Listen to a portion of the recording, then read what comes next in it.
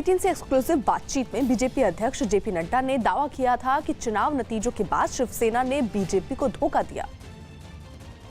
आप लोगों के लिए शॉकिंग था शिवसेना बाला साहब ठाकरे की पार्टी कांग्रेस के साथ गठबंधन कर रही है? शॉकिंग नहीं, धोखा था। धोखा था, बिल्कुल धोखा था।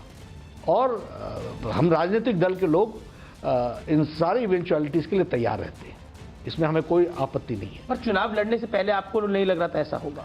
नहीं लग रहा था। और निश्चित रूप से चुनाव के दौरान हम लोगों ने मोदी जी के रैली से मोदी जी ने कहा यहाँ देवेंद्र, शिवसेना की रैली में भी मोदी जी के कटआउट बहुत बड़े बड़े लगते थे उधर।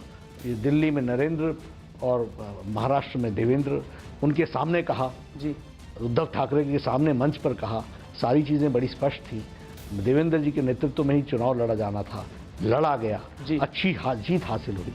जीत हासिल होने के बाद आप अगर धोखा दोगे तो ठीक है, राजनीति में होता है सब कुछ। हम तैयार रहे, हम इस इवेंचुअलिटी के लिए तैयार रहे।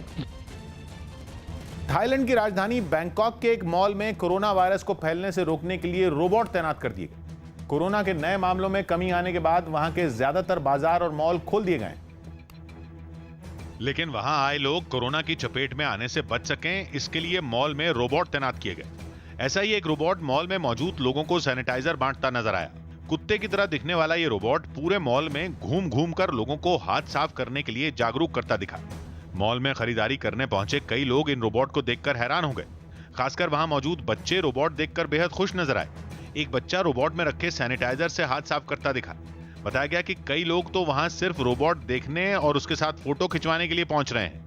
खास तरह के ये रोबोट 5G तकनीक से लैस हैं, जिन्हें दूर बैठकर कंट्रोल किया जा सकता है। देश के बड़े मंदिरों में भीड़ को रोकने के लिए अलग अलग इंतजाम किए जा रहे हैं। ऐसी ही कुछ व्यवस्थाएं चंडीगढ़ के माता मनसा देवी मंदिर में भी की गई।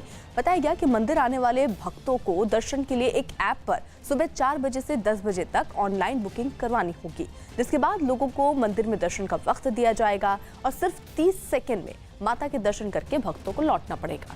मंदिर पहुंचने पर श्रद्धालुओं की थर्मल स्क्रीनिंग की जाएगी और एक दूसरे से दूरी बनाए रखने पर ध्यान दिया जाएगा, जिसके लिए वहां तैनात रहने वाले पुलिस वालों को ट्रेनिंग दी गई है। मंदिर की साफ सफाई का काम तेज कर दिया गया है। मंदिर परिसर में कोई जमीन को सैनिटाइज करता दिखा तो कोई दीवारों की साफ सफाई करने में जुटा दिखा। यही नहीं, मंदिर में लगी सभी रेलिंग को भी साफ किया गया। घंटी तो मैंने सारी उतरवा दी है, कोई घंटी नहीं है।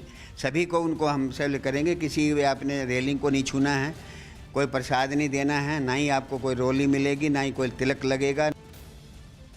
मुंबई में 2 महीने बाद नए नियमों के तहत कई बाजार खुल गए। कोरोना की मार सबसे ज्यादा मुंबई पर ही पड़ी।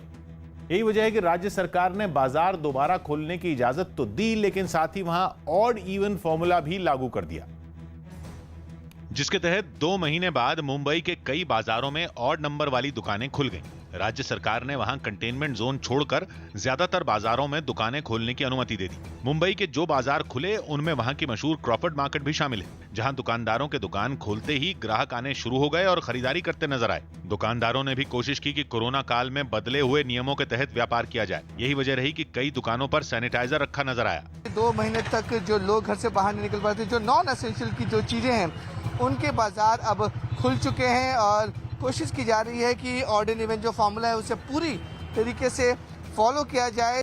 ग्राहकों ने भी इन हालात में जिंदगी जीने के जान भी जहान भी फंडे को अपनाया और मास्क लगाकर खरीदारी करने पहुंचे। साथ ही सरकार के दोबारा बाजार खोलने के फैसले से भी वो खुश नजर आए। बहुत राहत मिली, अच्छा लग रहा है। बहुत सारा सामान आप नहीं खरीद पा रहे थे। हाँ, वो मिल रहा है।